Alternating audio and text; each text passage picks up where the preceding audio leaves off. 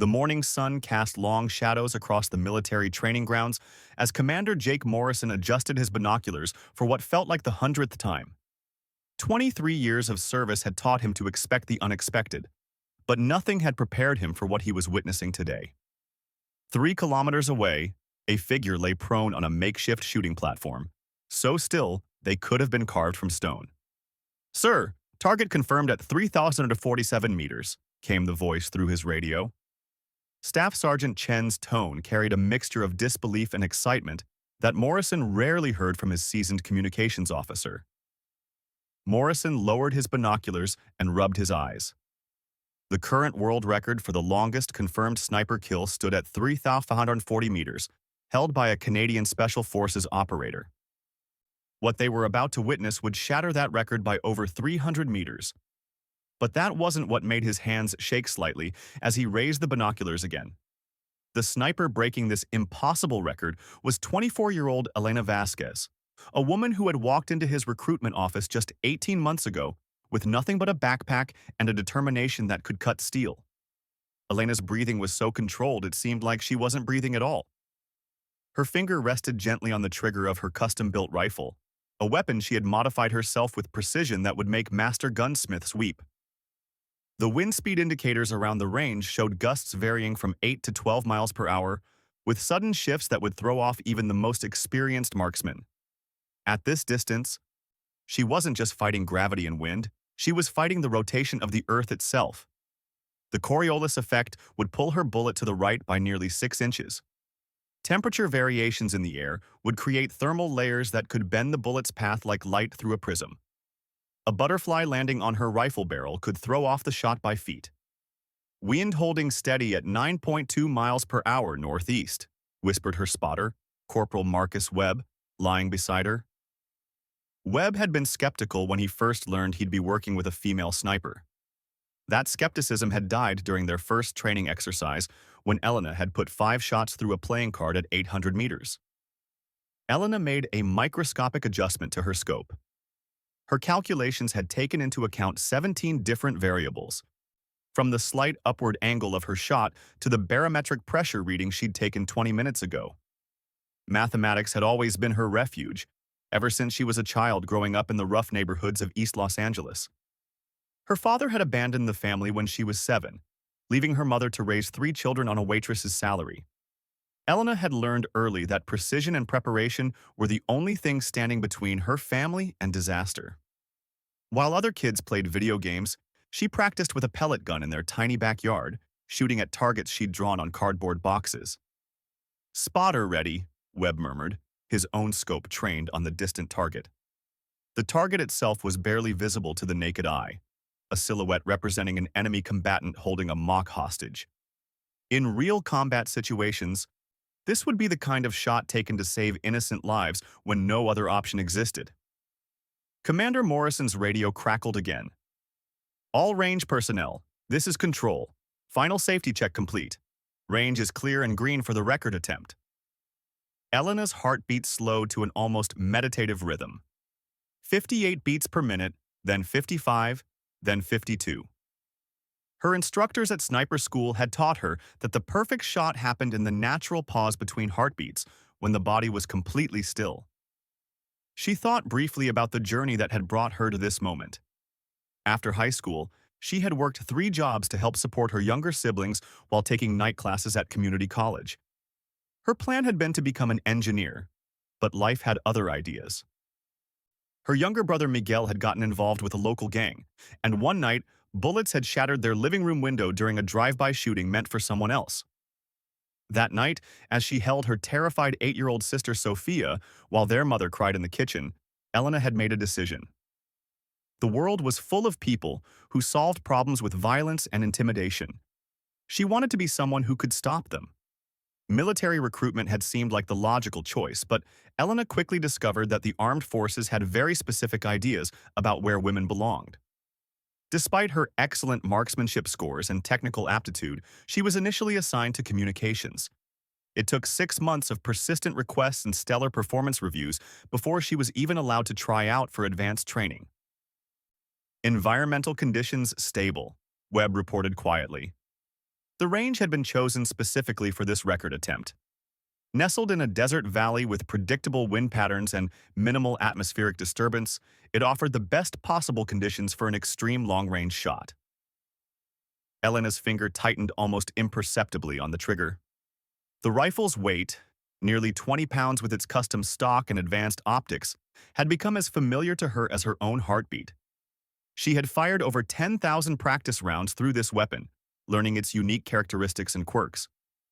Commander Morrison watched through his binoculars as Elena made her final adjustments. He remembered the day she had first walked into his office, her determination evident in every word as she explained why she wanted to serve. Most recruits came with vague ideas about patriotism or adventure.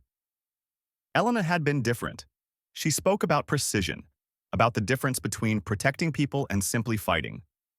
The phone in Morrison's pocket buzzed with a text from his wife. Watching the live stream at work. Everyone here is holding their breath. Tell Elena we're all rooting for her. The record attempt was being broadcast live to military bases around the world, as well as to a select group of civilians including family members and military contractors. Elena's mother and siblings were watching from a community center in Los Angeles, surrounded by neighbors who had never thought their quiet, studious Elena would become famous for anything involving weapons. 60 seconds to attempt window, came the announcement over the range speakers. Weather conditions were perfect now, but they wouldn't stay that way. A storm front was moving in from the west, and within 2 hours, wind conditions would make the shot impossible. Elena closed her eyes for just a moment, running through her calculations one final time. Bullet drop at this distance would be over 40 feet. She would be aiming at a point in empty sky nearly 4 stories above her actual target, trusting physics and mathematics to bring the bullet down to exactly the right spot, nearly 2.5 miles away. When she opened her eyes, everything else disappeared. The observers, the cameras, the pressure of the record attempt, all of it faded into background noise. There was only the target, the crosshairs of her scope, and the gentle pressure of her finger on the trigger. Webb's voice came through her earpiece, so quiet it was barely audible. Wind steady. Atmospheric conditions nominal. You are go for the shot. Elena's breathing slowed even further. In the silence between her heartbeats, she could hear the subtle whistle of wind across the range, the distant hum of the observation equipment, even the faint rustle of her own clothing against the shooting mat. This was the moment she had trained for since that night when bullets had shattered her family's sense of safety. Every early morning at the range, every late night studying ballistics tables, every mile she had run to build the physical endurance needed for precision shooting. It all came down to the next few seconds. The trigger broke cleanly, surprising her even though she had been expecting it. The rifle's recoil was absorbed by her body and the bipod, but she kept her eye on the scope, watching for the bullet's impact. At this distance, it would take over 4 seconds for the bullet to reach its target. 1 second. Elena remained perfectly still, her scope centered on the target area. 2 seconds. Commander Morrison held his breath, binoculars trained on the distant target silhouette. 3 seconds. Webb's spotter scope tracked the bullet's theoretical path, though the projectile itself was invisible at this range. 4 seconds. Every person on the range fell silent, waiting. 4.1 seconds. Through the scope, Elena saw a small puff of dust kick up from the target backstop. Impact! Webb's voice exploded through the radio. Confirmed hit! The range erupted in cheers, but Elena remained motionless for several more seconds, her eyes still pressed to the scope. Only when Webb's hand touched her shoulder did she finally lift her head, blinking in the bright desert sunlight. Commander Morrison was already running toward their position, his radio crackling with confirmation calls from the measurement team. The electronic sensors placed around the target would provide precise data, but the visual confirmation was already clear. The bullet had struck the target silhouette center mass, exactly where a shot placement would neutralize a threat while minimizing risk to any hostage. As Elena finally sat up on her shooting mat, she caught sight of the small crowd of observers who had gathered to witness the attempt. Among them were fellow service members, military contractors, and a handful of civilian guests. Their faces showed a mixture of awe and excitement that she found slightly overwhelming. "How do you feel?" asked a reporter who had been granted access to document the record attempt. Elena considered the question carefully. How did she feel? Relieved, certainly. Proud, definitely. But more than anything, she felt like she had finally found her place in the world. This wasn't just about breaking a record. This was about proving that precision and preparation could triumph over any obstacle. I feel like this is just the beginning, she said finally, her voice steady despite the adrenaline coursing through her system. Commander Morrison reached them just as Elena was beginning to pack up her equipment. His expression was unreadable, a mask of professional composure that she had learned to recognize over the past months of training. Outstanding work, Vasquez, he said formally, then broke into a grin that transformed his entire face. That was the most incredible piece of shooting I've seen in 2 decades of service. The measurement team's preliminary report confirmed what everyone already knew. The shot had been accurate at a distance of 3,147 meters, shattering the previous record by over 300 meters. More detailed analysis would follow, but the hit was clean and undisputable. As Elena broke down her rifle and packed it into its custom case, she thought about the phone call she would make to her family later that evening. Her mother would cry, she knew, but they would be tears of pride rather than worry. Sophia, now 11, had already announced her intention to follow in her sister's footsteps. Though Elena hoped her little sister would find a path that didn't involve learning to kill from extraordinary distances. The sun was beginning to set over the desert range, painting the sky in shades of orange and purple that reminded Elena of the sunsets she used to watch from their apartment building's roof back in Los Angeles. Back then, she had dreamed of escaping their neighborhood, of finding a way to make a difference in the world. Now, as she walked off the range with her equipment, she realized that she had done more than escape. She had found her calling. But as she would soon discover, breaking the world record was only the first step in a journey that would take her places she had never imagined and test her skills in ways that no training exercise ever could. 3 weeks after her record-breaking shot, Elena found herself in a place she never expected to be, the Pentagon. The building's endless corridors and maze-like structure made her feel small in a way that enemy fire never had. She walked beside Commander Morrison, her dress uniform crisp and her bearing confident, but inside she felt like the scared kid from East Los Angeles who used to practice shooting with a pellet gun behind a dumpster. "The brass wants to meet you," Morrison had told her the day after the record was officially confirmed. "This isn't just about publicity, Vasquez. Your shot has gotten attention from some very important people." The meeting room was smaller than she had imagined, with a polished table that reflected the faces of the 5 officers seated around it. Elena recognized 2 of them from military publications. General Patricia Hayes, the first woman to command Special Operations Forces, and Admiral Robert Chen, whose reputation for tactical innovation was legendary throughout the Navy SEALs. "Please sit down," General Hayes said, gesturing to a chair across from her. "First, let me congratulate you on an extraordinary achievement. Your shot has been analyzed by ballistics experts around the world, and the consensus is unanimous. It represents a new pinnacle in precision marksmanship." Elena nodded, her throat suddenly dry. "Thank you, ma'am. I'm honored by the recognition." Admiral Chen leaned forward, his fingers steepled on the table. "The question before us today, Sergeant Vasquez, is what comes next. Your skills represent a unique asset, one that could prove invaluable in certain operational contexts." The third officer, Colonel James Wright from Army Special Forces, opened a thick folder. "We've been tracking reports from the Syrian conflict zone. There's a situation developing that requires the kind of precision you've demonstrated. A high-value target who's been responsible for coordinating attacks against civilian populations." Elena's pulse quickened. She had known this moment would come eventually. All her training, all her preparation had been leading toward actual deployment. But knowing it intellectually and facing it in a Pentagon briefing room were entirely different experiences. General Hayes continued the briefing. "The target is Khalil Mansour, a former Syrian army colonel who's been operating as a mercenary commander. Intelligence indicates he's planning a major offensive against refugee camps in the region. Thousands of innocent lives are at risk."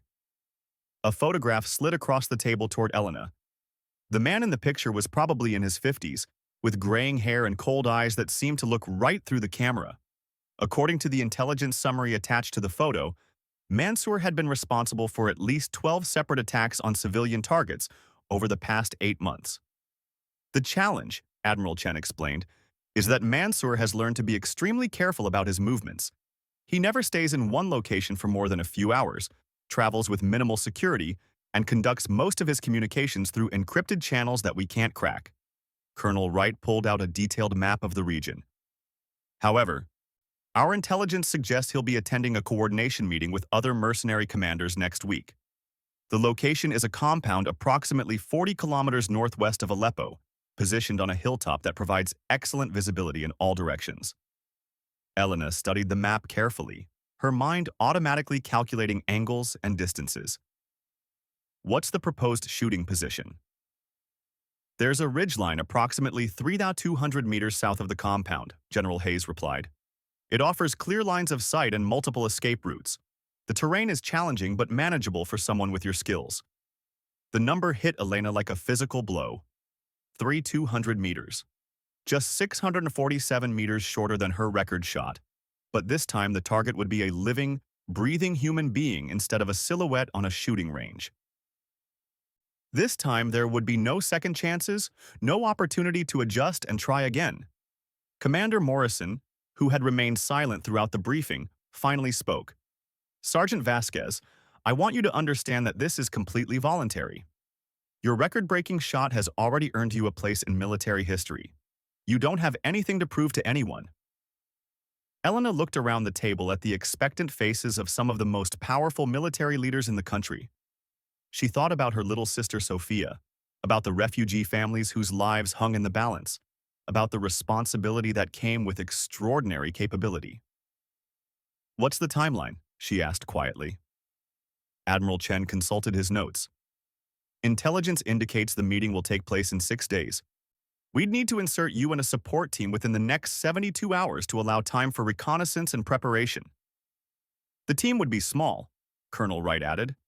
You, a spotter, and 2 support personnel for security and communications. The entire operation would be under the command of someone you've worked with before. He glanced at Commander Morrison. Commander Morrison has volunteered to lead the mission personally. Elena felt a mix of relief and anxiety at that news. Morrison's presence would provide stability and familiar leadership, but it also meant that someone she respected and cared about would be putting himself at risk because of her capabilities. General Hayes leaned back in her chair. Sergeant Vasquez, I need you to understand the broader implications of this mission. Your record-breaking shot has been widely publicized, both in military circles and in the media. There are people around the world who now know that the United States military has a sniper capable of making kills at previously impossible ranges. That attention cuts both ways, Admiral Chen continued. On one hand, it's a powerful deterrent. Enemy commanders will have to factor in the possibility that you could be targeting them from distances they previously considered safe. On the other hand, it makes you a high-value target yourself. Elena absorbed this information silently. She had focused so intensely on the technical aspects of her shot that she hadn't fully considered the strategic implications. Her face was now known to intelligence services around the world. Her name was on targeting lists in countries she couldn't even pronounce. If I accept this mission, she said carefully, what happens afterward? Do I become some kind of specialist asset, moving from one target to the next? Commander Morrison answered this time. That depends partly on you and partly on how this mission goes. The military has a significant investment in your training and capabilities, but we're also not in the business of burning out our best people by using them recklessly. Colonel Wright opened another folder. We've identified approximately a dozen high-value targets around the world who pose similar threats to civilian populations. Individuals whose elimination could save hundreds or thousands of innocent lives, but who operate in locations that make conventional military action impossible or inadvisable. The weight of that responsibility settled on Elena's shoulders like a lead blanket. 12 people who needed to die so that thousands could live. 12 shots that could only be made by someone with her specific combination of skills and experience. I need some time to think about this, she said finally. General Hayes nodded. Of course, but we need an answer by tomorrow morning. The operational timeline doesn't allow for extended deliberation. As the meeting broke up, Commander Morrison walked with Elena through the Pentagon's labyrinthine corridors toward the exit. They didn't speak until they were outside, standing on the steps overlooking the Potomac River. "What are you thinking?" Morrison asked quietly. Elena watched a passenger jet climb into the sky from nearby Reagan National Airport, its passengers blissfully unaware of the life and death decisions being made in the building behind them. "I keep thinking about what my father would say if he could see me now." Morrison waited for her to continue. "He left when I was 7, just packed up and disappeared one day without explanation. My mother used to say he couldn't handle the responsibility of taking care of a family." Elena's voice was steady, but her hands trembled slightly. "I swore I'd never run away from responsibility like he did." "This isn't about your father," Morrison said gently. "This is about you deciding what kind of person you want to be." Elena pulled out her phone and stared at the photo on her lock screen. Sophia's gap-toothed smile from her last birthday party. Her little sister was applying to a prestigious STEM program for middle schoolers, dreaming of becoming an engineer or maybe an astronaut. Sophia had never known the fear that Elena remembered from their childhood, the constant worry about money and safety, and whether their family would survive another crisis. "If I don't take this mission, how many other little sisters won't get the chance to dream about becoming astronauts?" Elena asked. Morrison didn't answer immediately. "There's something else you need to consider," he said finally. "Your record shot was under perfect conditions with unlimited time to prepare on a static target. Combat conditions are different. The stress, the uncertainty, the knowledge that missing means innocent people die, it changes everything." Elena had been thinking about this since the moment Admiral Chen mentioned the 3,200-meter distance. On the practice range, she had been shooting for personal achievement and military glory. In Syria, she would be shooting to save lives and stop a monster who had already proven his willingness to murder children. "Have you ever had to take a life?" she asked Morrison. His expression grew distant. "3 times in 23 years of service. Each one was necessary, each one was justified, and each one changed me in ways I'm still figuring out." They walked to Morrison's car in silence, both lost in their own thoughts.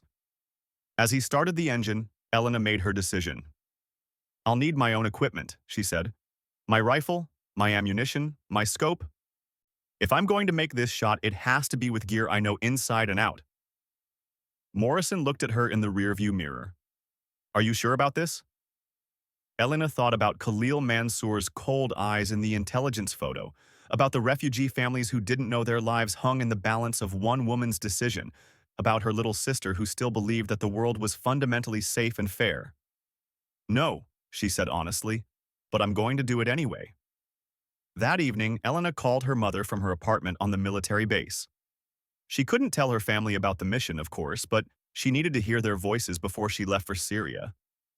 "Mija, you sound tired," her mother said immediately. "Are you taking care of yourself?" "I'm fine, Mama. Just busy with training." Elena looked around her small apartment, at the shooting trophies and marksmanship certificates that covered one wall. In 48 hours, she would be on a transport plane, heading toward one of the most dangerous places on Earth. "Sophia wants to talk to you," her mother continued.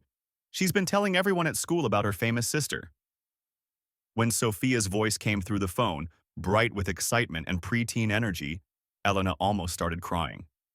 "Elena, did you see the article about you in the newspaper? They called you a precision marksman extraordinaire." I looked up extraordinaire, and it means exceptional or remarkable. "I saw it, baby girl. Are you still working on your science fair project?" "Yes, I'm building a model rocket that can carry a payload to 500 feet. Mrs. Wienam Rodriguez says it might qualify for the regional competition." Sophia's voice dropped to a conspiratorial whisper. "I told her my sister could probably hit a target 500 feet away with her eyes closed." Elena laughed, despite the heaviness in her heart. "Don't oversell my abilities, Sophia. And remember, grades are more important than rockets or guns or anything else." "I know. Mama tells me every day that education is the only thing nobody can take away from you." After hanging up, Elena sat in her apartment for a long time, staring at the photographs of her family scattered around the room. Tomorrow, she would begin preparations for a mission that could end her life or change it forever. Tonight, she just wanted to remember why she was willing to take that risk. Her phone buzzed with a text from Webb. Heard through the grapevine that you might be traveling soon. Whatever happens, you've got this. You're the best shooter I've ever worked with. Elena typed back, thanks. Watch over things while I'm gone. The response came immediately. Always, bring yourself home. As she packed her gear for the mission, Elena discovered that her hands were perfectly steady. The nervousness and uncertainty she had felt in the Pentagon had been replaced by a familiar, calm focus. This was what she had trained for. This was why she had spent countless hours perfecting her craft.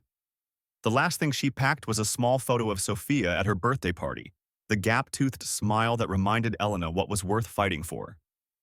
Tomorrow, she would begin the journey toward a shot that could save thousands of lives. Tonight, she would dream of home. The Syrian desert was nothing like the controlled environment of the training range where Elena had broken the world record. Here, everything was hostile. The temperature that swung 40 degrees between day and night, the wind that changed direction without warning, and the knowledge that enemy forces were actively hunting for any sign of their presence. Elena lay prone on the rocky ridgeline, her custom rifle positioned carefully between two boulders that provided both concealment and support. Through her scope, she could see the compound where Khalil Mansour was scheduled to meet with other mercenary commanders in less than 6 hours. The distance measurement had been confirmed at exactly 3,047 meters, closer than her record shot. But under conditions that made her previous achievement look like a casual afternoon at the range. Thermal signature indicates 7 individuals in the main building, Webb whispered through her earpiece. Her spotter had been inserted with her team 3 days ago, and they had spent every daylight hour studying the compound, mapping guard rotations, and identifying potential complications. Commander Morrison's voice came through the radio from their observation post, 50 meters behind Elena's position. Weather update shows wind speeds increasing over the next 2 hours. Storm front approaching from the northwest. Elena made minute adjustments to her scope, compensating for the atmospheric conditions she had been monitoring since before dawn. The air temperature was already affecting her calculations, and the approaching weather system would create thermal layers that could deflect her bullet by inches at this range. The past 3 days had been the most intense of Elena's military career. Their insertion had gone smoothly, but intelligence reports indicated that Syrian government forces were conducting increased patrols in the area. Twice they had been forced to remain completely motionless for hours, while enemy units passed within a few hundred meters of their position. Movement in the compound, Webb reported. Vehicle approaching from the north. Looks like a Toyota pickup with 3 occupants. Elena watched through her scope as the truck wound up the hillside road toward the compound. According to their intelligence, Mansour would arrive in exactly this type of vehicle, traveling with minimal security to avoid attracting attention. The meeting was scheduled for noon, when the harsh overhead lighting would make it difficult for any watchers to get clear identification of the participants. The waiting was always the hardest part.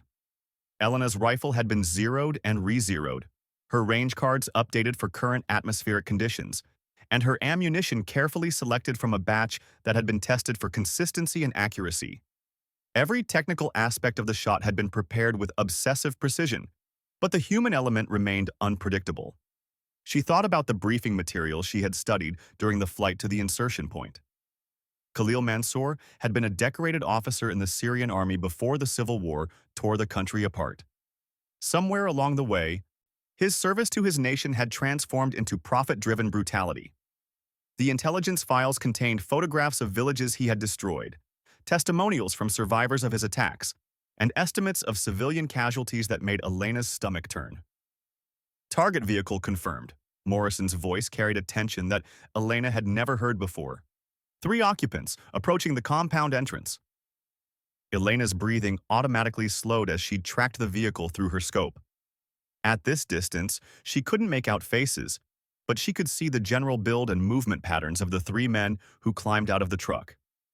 One of them moved with the confident bearing described in Mansour's psychological profile. Individual matching target profile entering the main building, Webb confirmed. Multiple other vehicles now visible in the compound. Looks like the full meeting is about to begin. The plan was elegant in its simplicity. Elena would wait until all the mercenary commanders had gathered in the main room for their coordination meeting. Intelligence indicated they would be discussing plans for the refugee camp attacks, providing both confirmation of their criminal intent and an opportunity to eliminate multiple threats simultaneously.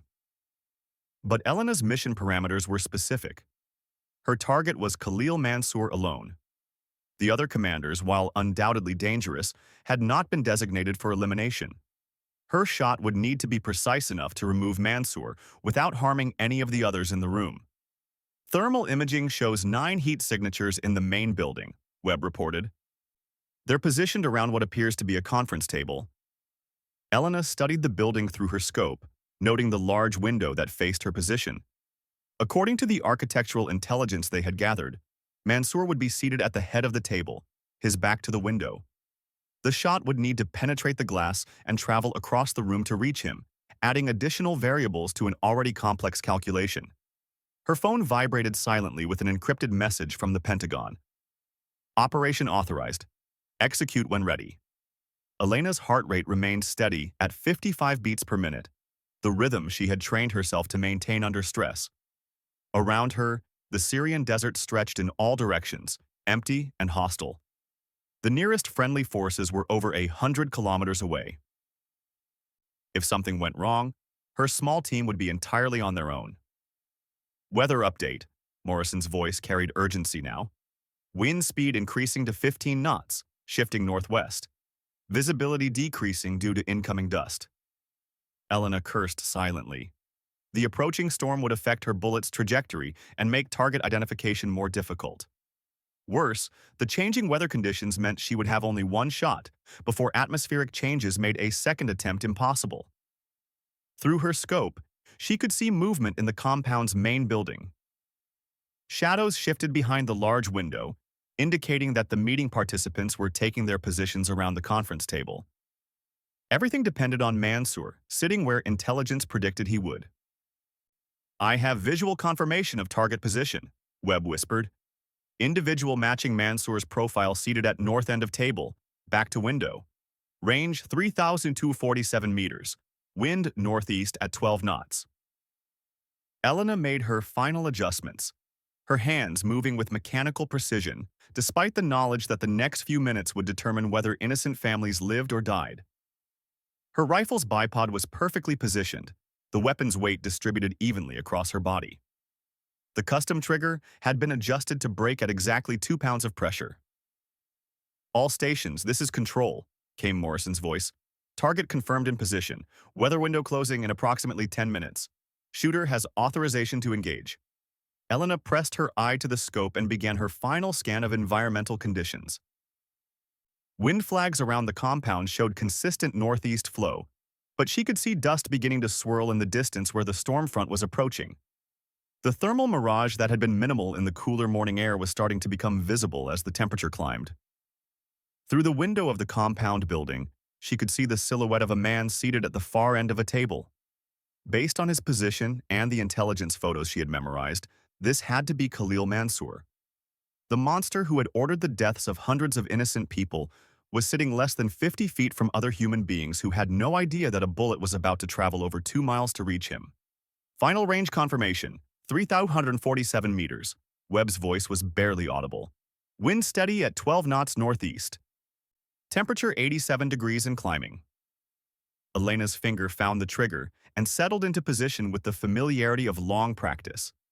Her breathing slowed even further, each exhale carefully controlled to minimize any movement of her rifle.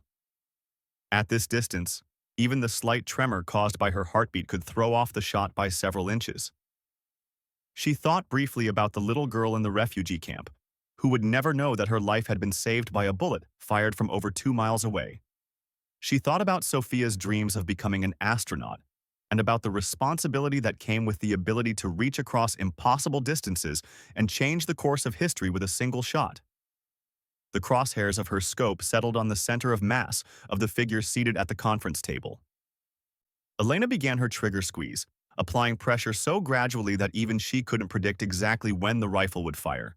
The shot broke cleanly, surprising her despite 24 months of training that had prepared her for exactly this moment. The rifle's recoil was absorbed by her body and the bipod, but she kept her eye pressed to the scope, tracking toward the target even though the bullet would take nearly 4 seconds to reach its destination. 1 second. Elena remained perfectly motionless, her scope centered on the window of the compound building. 2 seconds. Webb's spotter scope followed the bullet's theoretical trajectory, though at this distance and velocity, the projectile was completely invisible. 3 seconds. Commander Morrison held his breath. Binoculars trained on the distant compound where 9 men sat around a conference table, unaware that death was approaching at over 2,800 feet per second. 4 seconds. Through her scope, Elena saw the window of the compound building suddenly spider with cracks. 4.1 seconds. The figure at the head of the conference table pitched forward and disappeared from view. Hit. Webb's voice was steady, despite the magnitude of what they had just witnessed. Target down. Confirmed hit. Through her scope, Elena could see chaos erupting in the compound. The other figures around the conference table were diving for cover, clearly unaware of where the shot had come from. Vehicle engines started as security personnel attempted to identify the source of the attack. Target eliminated, Elena reported into her radio, her voice surprisingly calm. Beginning exfiltration procedures. The team's withdrawal had been planned as meticulously as the shot itself. Within minutes, Elena had broken down her rifle and packed it into a nondescript carrying case that could have contained surveying equipment or camping gear. Webb gathered their observation equipment while Morrison coordinated with their extraction team. As they moved through the rocky terrain toward their pickup point, Elena realized that she felt neither satisfaction nor regret about what she had just done. Khalil Mansour's death was a mathematical solution to a human problem, as precise and impersonal as the ballistic calculations that had guided her bullet to its target. The extraction helicopter was waiting at the designated coordinates, its rotors already turning as Elena's team approached. As she climbed aboard, she caught a glimpse of the compound in the distance, where emergency vehicles were now converging on the scene of Syria's longest confirmed sniper kill. During the flight back to base, Elena stared out the helicopter's window at the desert landscape below. Somewhere down there, refugee families were going to sleep tonight without knowing that the man planning to destroy their camps would never hurt anyone again. The successful mission would be classified at the highest levels, and the families whose lives had been saved would never know about the woman who had reached across 3,147 meters to protect them. Commander Morrison's voice came through her headset. "Outstanding work, Sergeant Vasquez. You just proved that your record shot wasn't a fluke. You're the real deal." Elena nodded her acknowledgement but didn't respond immediately. She was thinking about the other 11 high-value targets that Colonel Wright had mentioned in the Pentagon briefing. 11 more monsters who needed to be stopped. 11 more impossible shots that only someone with her specific skills could make. "What happens now?" she asked Morrison. "Now you become legend," he replied. "After today, every terrorist and war criminal in the world is going to know that there's an American sniper who can reach them no matter where they think they're safe." Elena pulled out her phone and looked at the photo of Sophia's gap-toothed smile. In a few years, her little sister would be old enough to understand what her big sister really did for a living. Elena hoped that when that day came, Sophia would understand that some responsibilities were too important to walk away from. The helicopter banked toward their base, carrying Elena away from the site of her first operational kill. In the classified after-action reports, the mission would be recorded as a complete success. Enemy casualty, 1 confirmed KIA. Friendly casualties, 0. But Elena knew that the real measure of her success wouldn't be found in any military report. It would be found in the children who would grow up safely in refugee camps, in the families who would never experience the terror that Khalil Mansour had planned for them, and in the knowledge that precision and preparation could triumph over evil when conventional solutions failed. As the Syrian desert disappeared behind them, Elena began mentally preparing for the next impossible shot. Somewhere in the world, another monster was planning atrocities against innocent people, and now they had something new to fear: a woman with a rifle who could reach across any distance to stop them. The legend of the female sniper who broke the world record was just the beginning. The real story was about what happened next, when that precision was put to work protecting the people who couldn't protect themselves. Elena Vasquez had found her calling, and the world would never be the same.